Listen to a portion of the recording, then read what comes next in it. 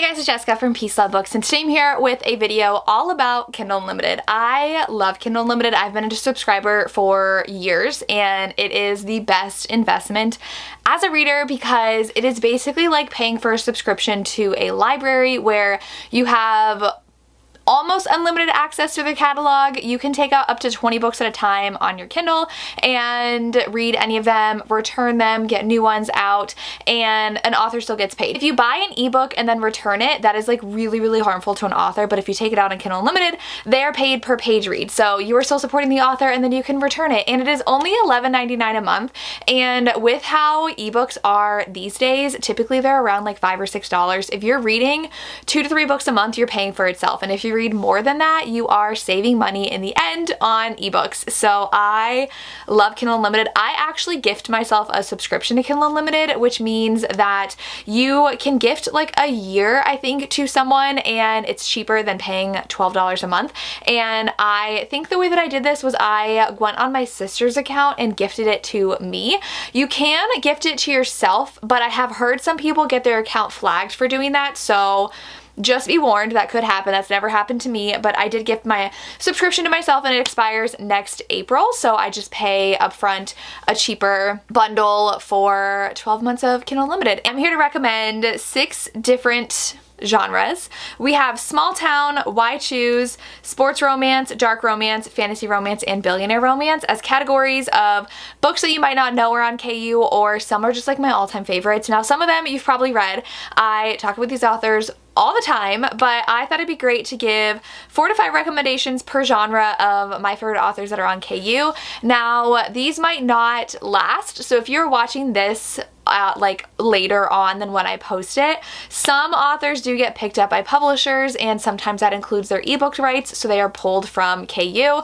Now, a ton of authors though who are getting picked up do get to do publishing deals with publishers and keep their ebook rights and put it in KU, so some of these have done that. And a great thing also about KU is that you can download an audiobook from Kindle Unlimited for quote-unquote free, because you have the subscription, and then the audiobook is going to be $7.49, which is very cheap for an audiobook, or sometimes they will have sales. If you take out the ebook on Kindle Unlimited, you will get an even cheaper audiobook discount, so just take a look at that. There's always like a little thing at the bottom that says Whisper Sync, and it'll tell you how much the audiobook is if you add it after you've downloaded the ebook, and it does count as owning the ebook if it's out on KU, so you don't have to actually buy the ebook to get the discount. So I usually always take it out on KU to buy the audiobook. But that is, I think, my whole spiel about Kindle Unlimited. It is absolutely amazing. If an author has their book in Kindle Unlimited though, that does mean that they can't put it on any other retailer, so it can't be on Kobo, it can't be on iBooks. They have to be exclusive to KU, though this is only for indie authors. Publishers are allowed to be wide, so they're allowed to be on other retailers and KU, but indie authors for some reason are not. But KU is fantastic. It is only $12 a month, so if you get, I don't drink coffee, so I never get these analogies right, but it's like 2 cups of coffee, right? Sometimes 1 if you're really splurging, but it is 1 night out to eat is going to be an entire month of reading, so I think it's worth it. But I will go ahead and get to my recs. So the first one is going to be small town romance. You might see some favorite authors here. These are my favorite authors. If you are interested in checking them out, they're on Kindle Unlimited.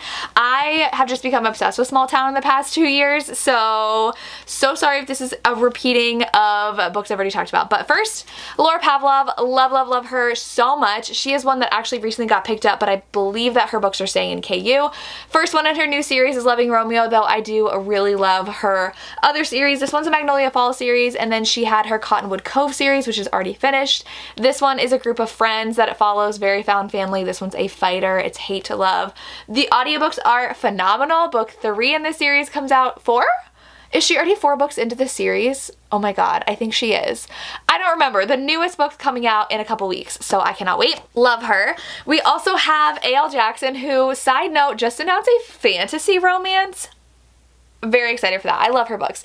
This is actually my favorite in this series. She just finished this series and did announce a new small town series, but this one, Love Me Today, is a single dad romance where he comes to their small town and is owning a ranch, and he meets the heroine, runs into her at like their car in a car accident, and he thinks she's like very annoying and is not nice to her, and then she shows up as his daughter's new horseback riding teacher at the ranch. So it's their romance. It's so good. good suspense in here as well. Some of these do have suspense, which is my favorite genre as well, with small town. And then we have the iconic Elsie Silver. You can just fly through all of her books, I feel like, in KU. We have the Chestnut Spring series, but then she does have her Gold Rush Ranch series, and she has her new series, which book 2 is coming out soon. I'm so excited for that series, but this is just her OG, what she blew up for, and this one's a bull rider and a PR person, and it just feels so nostalgic talking about the series because I read it so long ago, and it's just taken over everything. Like, she is so hyped now, and I love that for her. So you've probably heard of the series, but her Gold Rush Ranch series I feel like is getting the attention it deserves now because they're all coming out in paperback and audio, so people are loving that. But if you want some good cowboy romances, read this series, or if you want them on a farm, read, or like a ranch, I guess, read the Gold Rush Ranch series. Then I have my absolute favorite, Catherine Cowles. I'm obsessed with her. I love her so much. Her books are amazing. I was just actually looking through today all of her previous series because I binged all of her books, I want to say like a year and a half ago, maybe 2 years at this point, and have not looked back since. She is the romantic suspense queen. She has her new series. Book 2 comes out in just a couple weeks. It is phenomenal. I got to read it early.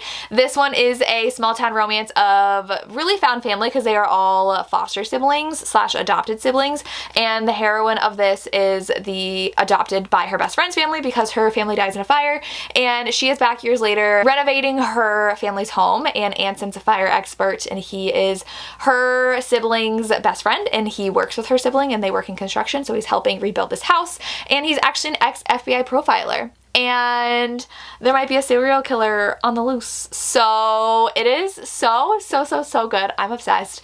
And she can do no wrong. Read her Lost and Found series, her Tattered and Torn series, her Wrecked series, her Sutter Lake series.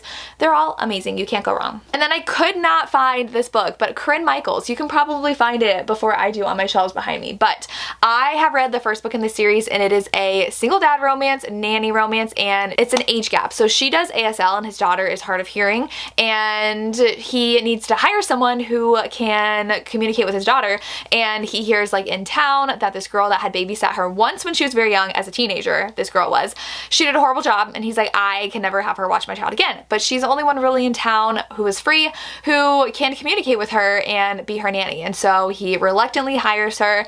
It is an age gap romance. It is so good. I love this one, and I really need to catch up on the series because I'm definitely behind, but another great choice. Changing gears, and we're gonna do some why choose romances, which is my favorite relationship dynamic. I love a good why choose romance. One I'm obsessed with is Poison Roses by Tate James and Jaymin Eve. I feel like Tate James is not known for this series. She's known for her like Hades series and her Madison Kate series, but this one, so good.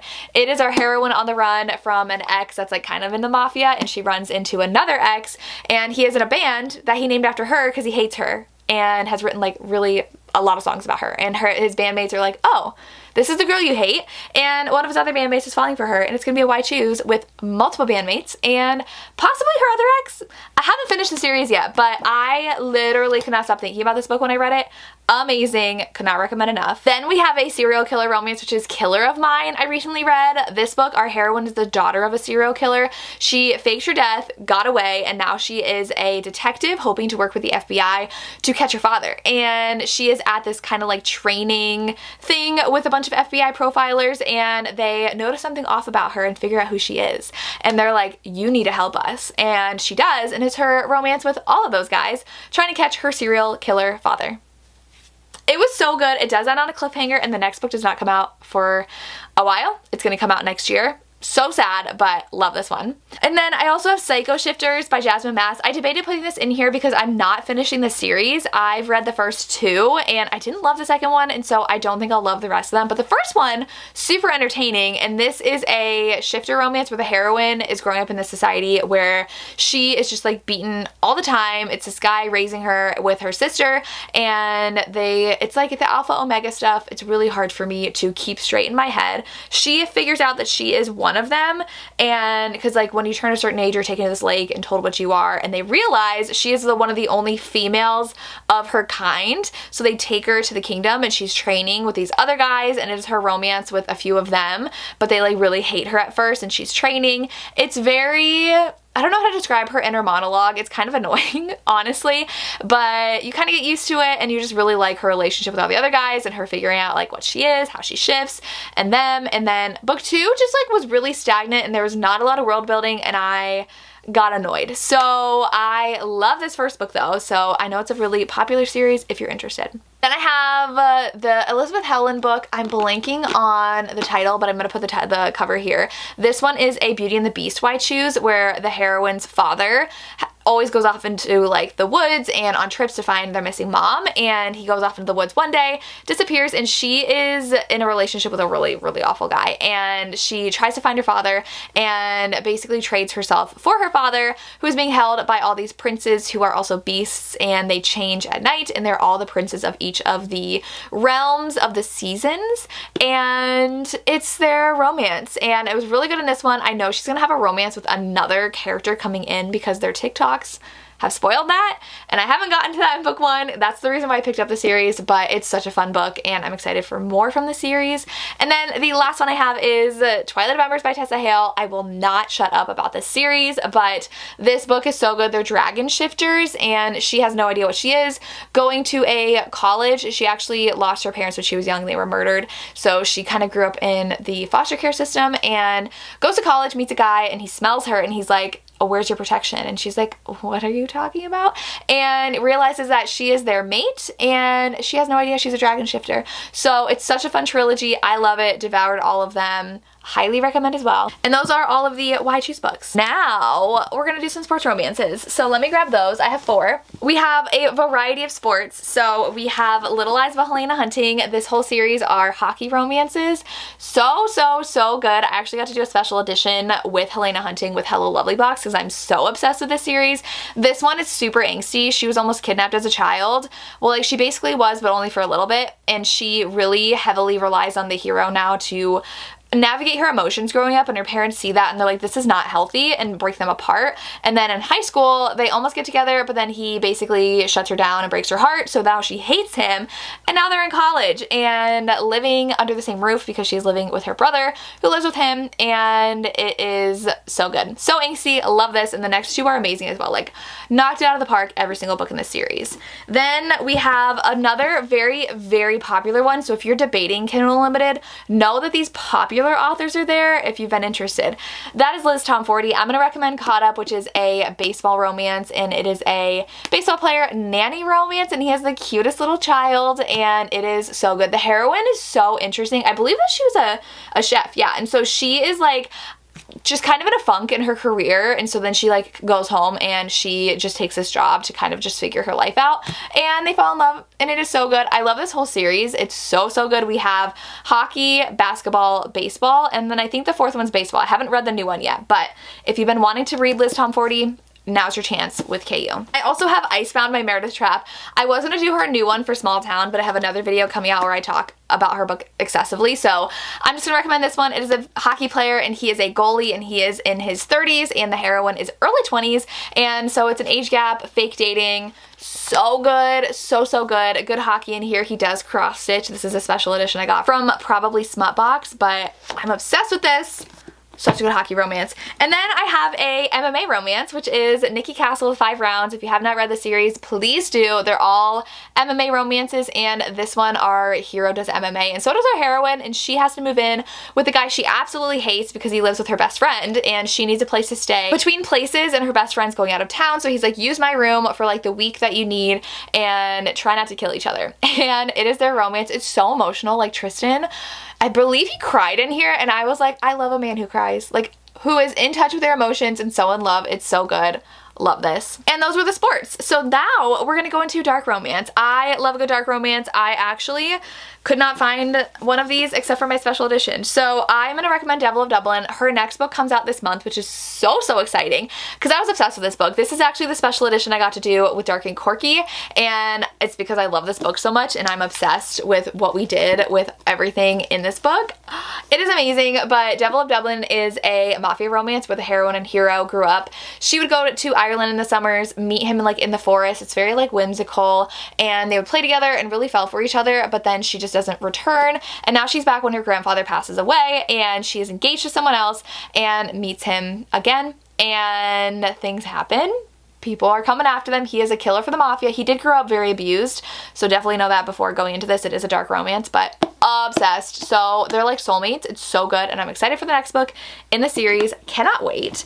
And then I have my OG Gianna Darling. This is a motorcycle romance. It's Fallen Men, the newest one just released, and I'm also absolutely obsessed with that. But this one is the first book, Lessons in Corruption. I highly recommend starting at the beginning. They're motorcycle club romances, and this is an age gap where he falls for his teacher. It's just like a 7-year age gap. I think she's 25 and he's 18, and they actually meet before knowing that he's her teacher, and he is the son of the president of the motorcycle club. So good. They definitely get a lot darker as the series goes on, but it's so found family. You get obsessed with these characters. I'm obsessed. Then I have Skeletons of Society by Marie Maravilla, I believe, and this one is a mafia romance where they're both in the mafia. So if you like that aspect, read this. It wasn't like amazing, but it definitely hit a lot of spots for a mafia romance, and I did appreciate that. She is someone who just like takes nothing from no one, and that was a lot of fun, and I'm excited to see and watch this author's writing grow in this genre, so I did enjoy this one. And then we have God of Fury by Rena Kent. If you love Rena Kent, she is all up in KU, and this one is one that I really enjoyed by Rena Kent. I don't love her other like bully romances, but this is MM, and the one hero is pretty much a psychopath from the mafia, and the other one is very straight-laced, regimented, and they have just a very deep emotional romance. I wouldn't say this is like dark, but it does deal a lot with depression and just dark things that characters go through and self-harm, so definitely know that going into this one, but so good, so good. I do have a few fantasy romances. Now, my sister actually uses my Kindle account on my old Kindle, so she uses one of my old Kindles. Whenever I upgrade, my excuse is that my sister gets the previous Kindle that I had, so she keeps it, and she gets one book out of my 20 a month, and she's always reading fantasy. So she has so many that she's read, and I have not read nearly as many, but these 3 I love. So the first one is Road of Bones by Demi Winters. I think this is still up there. I have to check, because I believe this got picked up, possibly. I think all of these got picked up, but this one is a Viking romance where the heroine, someone kills someone important to her, and then she realizes that there's a lot of secrets about her life, and so she goes on this road of bones, which is a very dangerous road, to try to go to this city to figure out answers, and there's an assassin coming after her, so she teams up with this like band of Viking vigilantes, and the romance is very interesting. I'm excited to continue on. I really enjoyed this one, and I can't wait to read the next one, but very fun fantasy romance. And then I do have The Serpent and the Wings at Night, which I feel like everybody and their brother has read, but I cannot recommend it because these are such good, really hyped books on KU that you can find. So this one is about our heroine who has been raised by the Vampire King.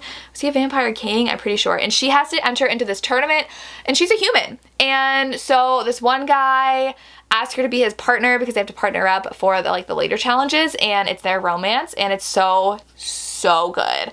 The ending cliffhanger still has me like, what the heck, and I never continued. So I do have to continue this. I really enjoyed it. And then I have the Book of Azrael, which I don't know where I thought I had a paperback copy, but I can only find my special edition hardback buried behind me, so I didn't get it out. But this one is a really good romance. The fantasy world is so interesting because the heroine has this power that basically she's like a killing machine for the bad guy, and so the beginning just sets up this world so well. And there is this god that people are like, he's gonna come save us, and like people are really scared of him, and they figure out who he is, and he comes, and it's her romance with him and trying to take down the bad guys that she works for, and they go on this like trip together, and it goes from there. This ending also had a very intense cliffhanger. I have not finished any of these series that I'm talking about, but they all 3 end in really crazy cliffhangers, and I'm like dying to continue on. I just haven't yet, but they're so good. Let's talk billionaire romances to end this video. We have If You Give a Billionaire a Bride by Anne Einerson, one of the most recent ones I read. This one, our hero is a billionaire, but he's kind of like a lazy billionaire. He doesn't do a lot. His brothers just like invest his money for him, but he and the heroine always had a thing for each other in high school, but never did anything about it, and kind of make a deal to get married if they're single by 30. The heroine is very successful as well. She works for her father's company in London, and they end up meeting in Vegas and haven't talked to each other in a while, and get married in Vegas, and wake up the next day and they're like, God, we should not have done that. But there's currently a merger happening with their company, and they know the deal will fall through if they figure out that they got married and annul their marriage because like they're like conflict of interest, trading secrets, whatever. So they have to stay married. And it is so good. It is so good. The hero's so gone for her, and I love that, and it was just fun. I really had a fun time with this one. Then we have Ick Factor, which is a boss employee romance. He is the not CEO yet, like head guy of this record company, but his father was, and now his father's best friend is,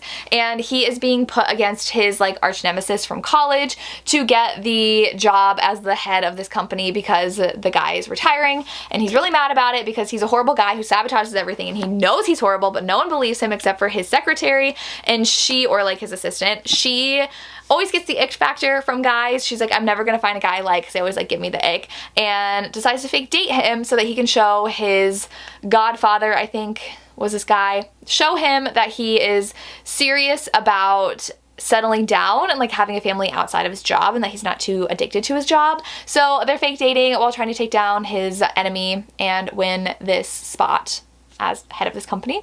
So good. I really like this one. And then we have The Wrong Bride by Katarina Mora. This one, our heroine has been in love with this guy, and she was supposed to marry him, but then something happened where he's actually in an arranged marriage with her sister, and she's like, okay, like, I'll give it up, and the guy like seems excited to marry her sister, and then her sister bails on the wedding day, and she has to go marry him in her place. So these are all arranged marriage romances. This one's super angsty. I love Katarina Mora. She writes billionaires so amazingly well. Obsessed. We have the staple Anna Huang. She writes billionaires so well, and I just have to talk about Twisted Lies, which is my favorite. So her King of Sin series is really like every character is a billionaire, but in this one only a couple of them, they're billionaires. I know Josh is not because he's a doctor, but I don't remember if Alex is. He is. Yes, he is, because he's, okay. Reese is not because he's a bodyguard. So I think maybe only 2 of these are actual billionaires, but Christian is. He's amazing. This is fake dating. Stella and Christian, so good together. I love them. They have to fake date because she is someone on social media, and she's like, people only care about like couple content, and he says he needs a fake date for some things, and so they fake date, and it's so good. And then she has to live with him for a little bit because she has a stalker. I'm obsessed with this. It's amazing. And then the last book I have is Black Ties and White Lies by Kat Singleton, and it is actually her ex's brother who ends up basically like buying out her company so that she'll come and work for him because he's that obsessed with her, and so she does work for him, and they are going to be engaged. So I have not read this one in over a year, but this one is another one that is super hyped that I remember really loving. I have to continue on the series. I've heard such great things. This is another great billionaire romance because Kat Singleton writes the genre so well, and I can't wait to see what she writes next. And those are a bunch of KU recommendations for you, and a little bit of a rundown of what Kindle Unlimited actually is. Let me know if you have any questions about Kindle Unlimited, and if you're a fan, and who your favorite authors on Kindle Unlimited are. I would love to hear, and if you've made it this far, leave me a dollar emoji, because like money emoji for our billionaires, because I ended on that, and I love a good billionaire romance. Leave me a money emoji in the comments, and that's all I have. As always, thank you so much for watching, and have a good day. Bye.